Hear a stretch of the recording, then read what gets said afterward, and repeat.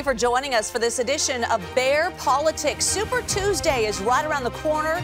There are some key races on the ballot, and we'll guide you through them this half hour, including the race for Senator Dianne Feinstein's Senate seat.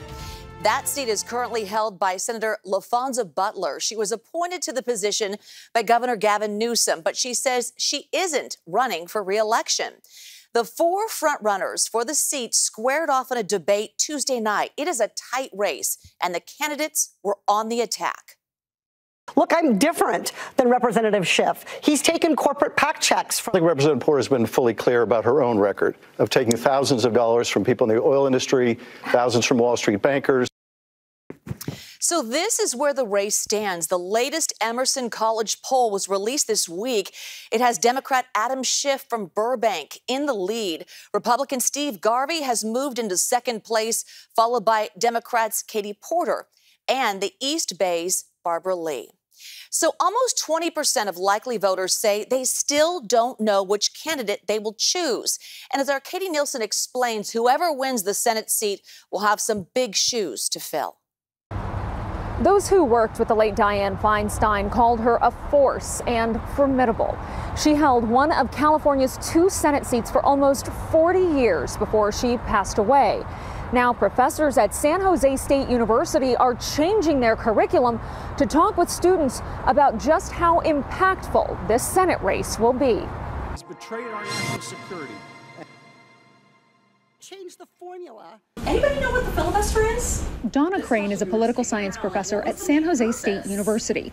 But before going into academia, she was a longtime lobbyist in Washington, D.C., often working with senators from California, including Feinstein. She was formidable. You know, she was a woman of substance for sure. And she brought a tremendous amount of gravitas to that job. So filling those roles is going to be nearly impossible for anybody. Crane says whoever wins the seat will have to bring their own style of leadership to Washington. We have the chance to continue to play a big role in the Senate, but it's going to look different. Frontrunners Adam Schiff and Katie Porter are already known on a national stage.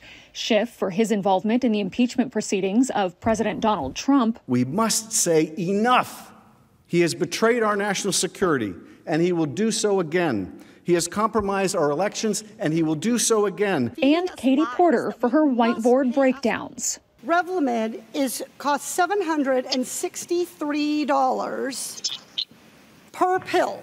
I'm curious, did the drug get substantially more effective in that time? Did cancer patients need fewer pills? How did you change the formula or production of Revlimid to justify this price increase? But longtime House Representative Barbara Lee from Oakland is having a more difficult time gaining traction statewide. She's probably suffering from the fact that she just is not quite as skilled at raising money because she's represented Oakland and Berkeley and not seen as much of a national figure. Barbara Lee, there she is right there. That's a major concern for Bishop Bob Jackson at Acts Full Gospel Church in Oakland. She understands the plight of the inner city and what's going on, especially with people of color and people who are less fortunate than others. So having that understanding goes a long way. I look at politics and public service as being able to not tinker around the edges, but dismantling systems that are barriers for full and equal opportunity for everyone. Bishop Bob says he's worked with Barbara Lee many times over the years and worries the state won't be fully represented if both of the state's senators are from Southern California. Barbara Lee doesn't have the kind of money that's backing her, but she's from Northern California. So where are we going to be if all of these Southern California people begin to win the Senate race and become senators for the California? Will we be represented? Will we have a voice? It's separation of powers, checks and balances. But according to Crane, that's been a long-standing issue in the Senate, since there are only 2 for the entire state.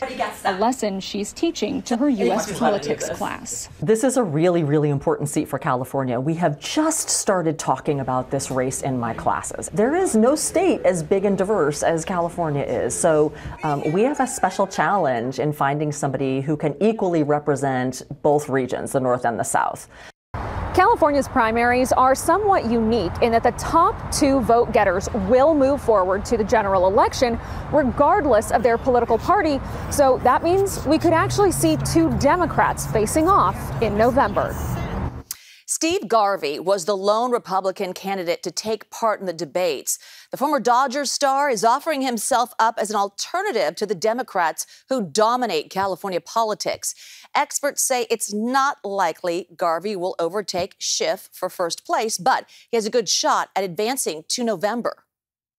Steve Garvey just has to be kind of mediocre. He just has to be fine to be second place. The reason for that is that Republicans kind of stay home to party. Democrats scatter all over. It's a deeply blue state. And there are other Republican candidates, like, for example, Eric Early. But Steve Garvey is clearly in the driver's seat. Voters head to the polls on March 5th. Now to the crowded field, hoping to represent part of San Mateo and Santa Clara counties in Congress. Congresswoman Anna Eshoo has held that seat since 1992. So she was elected as part of what was called the Year of the Woman. And that was the same year Dianne Feinstein and Barbara Boxer were elected. Eshoo is retiring, and now there are 11 candidates vying for the position.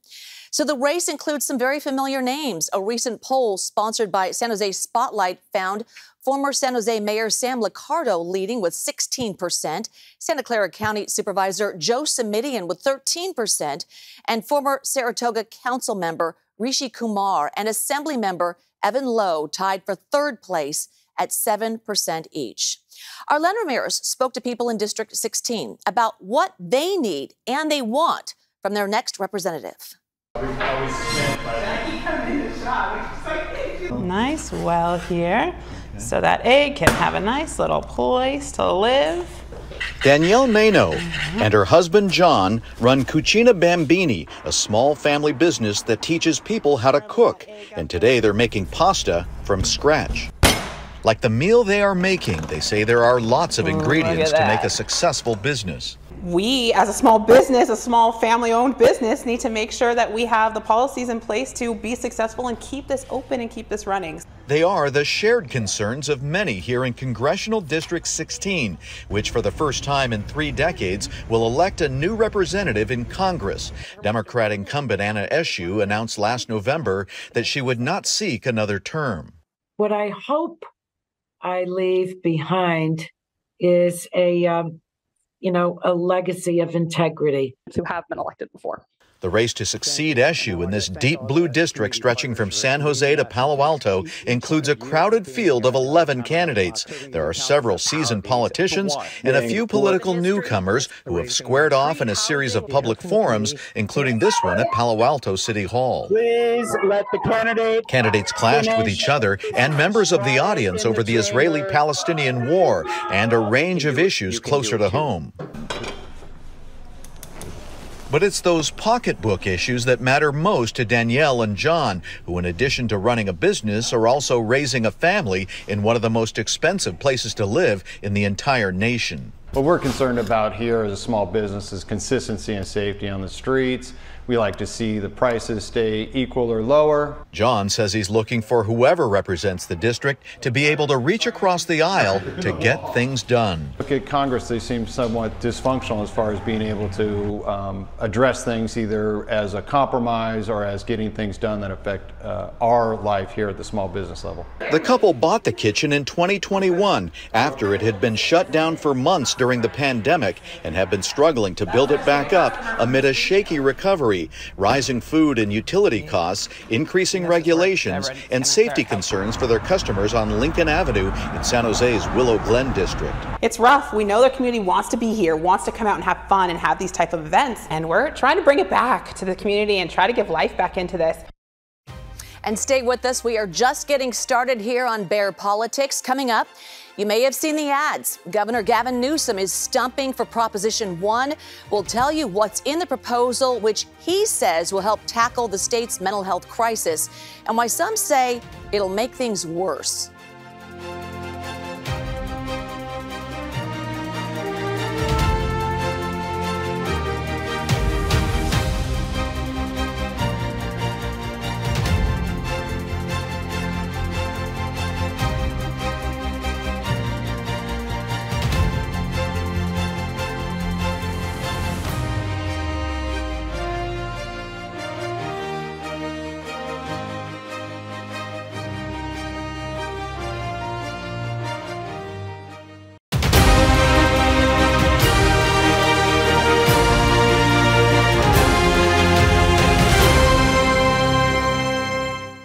Welcome back to our Bear Politics special. There is only one state proposition on the ballot in the primary. It's a bond, and Governor Gavin Newsom is throwing his full weight behind it.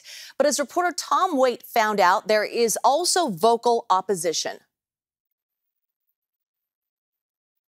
From the governor to LA's mayor. It is not enough to get a bed for a person. And the LA County Sheriff. Currently, the Los Angeles County Sheriff's Department operates a jail system that has become the largest mental health institution in our country. They're all throwing their support behind Prop 1, which will be on the ballot in March. For treatment, not tents, vote yes on 1. Prop 1 would massively overhaul how the state spends billions in the battle to end the homeless crisis. If passed, the money would be used to create thousands of new beds and treatment programs for those living on the streets, addicted to drugs, or suffering a mental health crisis. There's two components of this. You got the bond, the $6.4 billion bond, 6.38, that provides for 11,150 new units. Treatment slots, units, actual housing, and 26,700 slots for outpatient treatment. Prop 1 is a bond measure, so if voters approve it, there would be no new taxes, but the state would have to take on new debt and have to pay it back with interest. There is opposition to Prop 1. Critics claim it diverts billions away from already effective mental health services. What it's going to, we don't agree with all of it, but go get your own money. Don't take it away from mental health services to do these vague housing interventions. One of the key issues, by the way, is they're talking about housing and getting people housing. But the bulk of what's going in is going to be to build facilities to warehouse them, hospital beds. Hospital beds are not homes. Supporters of Prop 1 point to facilities like this, LA General Recuperative Care Center next to LA County General Hospital. It helps those living on the streets with anything from medical care, addiction, and mental health services, and they find housing for their patients. People like Sonia Carcamo, who recently got the keys to her new home. I said, how long can I be here? They said, don't worry, you can stay as long as you want, till when you get a place as your own to stay into. We have nursing 24/7 to assist the clients relearn how to take their medication, refill their medications. We have case managers. They help them get connected to services. The state GOP has officially taken a neutral stance on Prop 1, but individual Republican members of the state legislature are supporting the measure. This is going to be a signature policy advanced by Governor Newsom, but already getting a lot of support from other Democrats and even other Republicans as well, coming out in support of this, in no small part because homelessness and the mental health crises that we're seeing, not only here in Los Angeles, but across the state of California, impact all of us. Service providers say they are concerned that the homeless population is increasing even after all the money that's been spent. The latest homeless count numbers will be available either late spring or early summer. All right, on to San Francisco. Voters will weigh in on a controversial plan that would require drug screenings for those receiving cash assistance from the city. So Mayor London Breed put Proposition F on the ballot. And while those receiving benefits would not have to prove sobriety, they would have to enroll in treatment if the city thinks it's necessary or lose the cash. The mayor says this is about reducing accidental drug overdose deaths, which stood at a record 813 last year. Wilson Walker has more on this latest flashpoint in the city's drug crisis.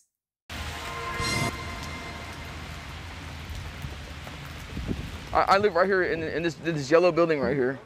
It's a smaller place, you know, it's single rooms. But you got a place. Yeah, got a place, you know what I mean? For Andrew, it has been about 10 years of homelessness punctuated with occasional housing arrangements. And he has one now that SRO gives him an escape from the elements and eligibility for $712 a month in cash through the County Adult Assistance Program. People who are unhoused, living on the streets, they are eligible for $109. You know, I don't take it for granted. Excuse my language, I appreciate every aspect of it, whether what it is, you know, it's not. On this day, he has stepped outside of that housing to join friends who gather partly for safety in numbers because of the lethality of the drugs they are using. Andrew says he's currently making a push for treatment, and Proposition F could force him to make some decisions in that regard. F would require anyone receiving CAP benefits to be screened for substance use disorder. And if that appears to be the case, they would be required to participate in a treatment program or lose those cash payments. Honestly, I think that would disqualify people that need help. Like, the drug screening is not the right approach for me personally, you know. That is what's going to help us move this city forward out of what was a very challenging time. Proposition F is the mayor's ballot measure, another proposal for responding to the ongoing opioid crisis. And reaction to the plan runs right along some very well-established fault lines in that discussion. F is a cynical and unserious waste of resources that will materially harm very vulnerable people. Lining up in opposition are many of the care providers San Francisco contracts with for the city's response to the drug crisis. No on F campaign director Sarah Short says it will hurt those already in trouble. In addition, many people who are on the streets now and using drugs will simply not apply for assistance and therefore not have any access to treatment through the services system. When folks are addicted to this poison, and it's the worst addiction that I've ever seen in my 2 decades of doing this work, it's literally killing people, over 800 people last year. When we're giving them up to $700 a month and they're addicted, and using that to purchase fentanyl that will eventually kill them, that's not improving people's lives. So Trent Rohr heads the San Francisco Human Services Agency. He says F would not cost anyone their housing or other benefits, but the cash, he argues, deserves more scrutiny. The city estimates about 1/3 of those receiving cash assistance have substance abuse disorder, and the city has been looking for those recipients during the past year's crackdown on sidewalk drug use. 21% of the people they arrested were on CAP, were getting public assistance from the city, and of those, 43% of them, so almost half of the people who were receiving locally funded public assistance, said they lived in another city when they were arrested. They reported they lived, wherever else. So it is the continuation of the debate over how to move people towards treatment, something San Francisco has struggled with and argued over for years now. Here is Gary McCoy of Health Right 360. Always seems to be the default on like, we'll take care of this and we'll make a difference, is almost always some type of punitive approach that punishes people. People will say it's punitive. People will say it's paternalistic. Well, I would argue, yeah, it is paternalistic, because right now, people who are addicted are making life decisions that aren't good for them. Now, those receiving the money, of course, have their own questions about how F might work. And Andrew, while skeptical of the drug screening plan, says he would like to see a different kind of drug crisis triage. I think what would help people, like in my mind, what would help people would be like, instead of a drug screening, to like profile screen, like just have like a better way to organize the people who are actually living here, because there's a lot of people out here that not even from out here, don't even live here, just come here just to come here and buy fentanyl and just get stuck here and just are like taking up space. Excuse me. They should find a way to screen and find out who those people are, and maybe drug screen them and send them back to where they came from. That is a conversation we will pick up another day, but F does raise the question of how much treatment is readily available for all of those in San Francisco who might need it. This proposition would pass with a simple majority vote. Election officials are keeping an eye out for disinformation around the 2024 primary elections. Coming up, we look at how everyday citizens are putting extra eyes and ears on the process.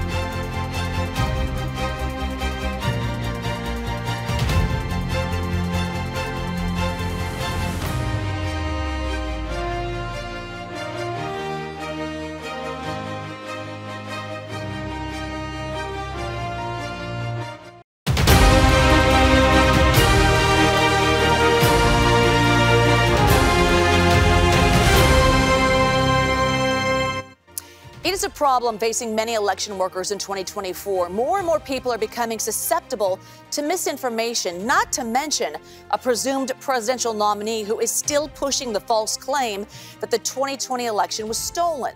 Our Itai Hod went to Contra Costa County, where election officials are opening their doors to everyday citizens, all in the name of transparency. Like many Americans, Shannon Jean believes the 2024 election could be one of the most consequential of his lifetime. But he's worried it won't be free or fair. I want to trust, I want to believe, but, you know, how would we know? That's the question. Are you guys all set? An entrepreneur from Lafayette, Shannon says he's not an election denier, but his trust in the process has eroded in recent years. Typically in the past, it's like, well, the government or the media would tell you. But those are very untrustworthy institutions in most people's eyes right now. A voter can go to. Which is why Shannon, a self-described center conservative, is taking part in a new program in Contra Costa County called CEO, which stands for Certified Election Observer. This is where we test to make sure that our scanners are functioning. Today, he's watching the testing of the county's Dominion voting machines ahead of the primaries. I want to be a good citizen, really, and just couldn't be a keyboard warrior anymore. 7428. The job of election observers is to view election processes and increase voter confidence in its integrity. What was here before these machines? For years, they went mostly unnoticed, until the 2020 contest, when rampant conspiracy theories put election workers in the spotlight. A Pew Research survey released in September shows trust in the federal government fell to 16%. A near historic low. After 2020, it became very challenging. Tommy Gong is the deputy clerk recorder for Contra Costa County, overseeing more than 700,000 votes. He says in this age of uncertainty, there's a growing need for transparency and accountability. Contra Costa is betting on a solution that places extra eyes and ears on the process to help remove any lingering doubts. By us doing this, by showing our logic and accuracy tests, the process by which we verify the vote-by-mail ballots, what safeguards we have for polling places, all of the security related to our voting equipment, that they can gain that education and then that confidence in our process. We got it. At the end of the day, the Dominion machines passed the test with flying colors. Successful LNA! Leaving Shannon feeling more confident. We need to be here. You have to, who's watching the watchers, right? We have a security guard. Election observers keeping their eyes on the prize. A fair, honest, and secure election. And here are some key dates for the primary. February 20th was the last day to register, but you can conditionally register and vote with a provisional ballot up to and on Election Day, March 5th. And April 4th is the deadline for each county to certify results. We will be right back.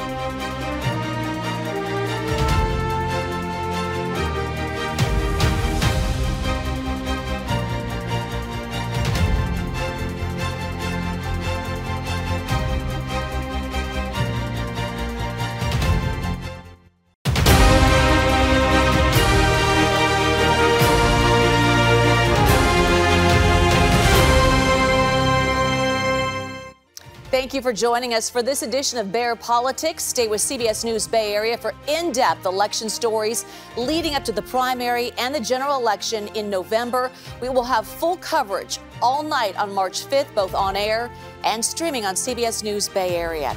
And you can find all of our stories online at kpix.com.